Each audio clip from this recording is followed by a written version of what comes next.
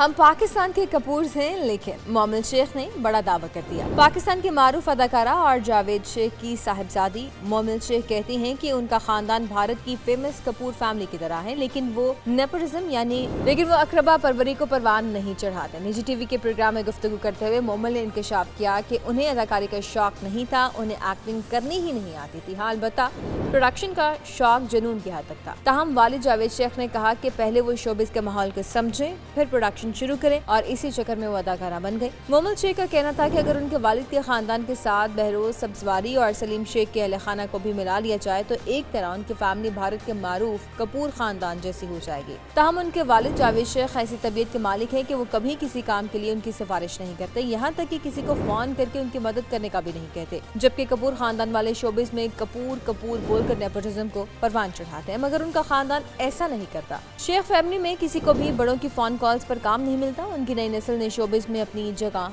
खुद बनाई है।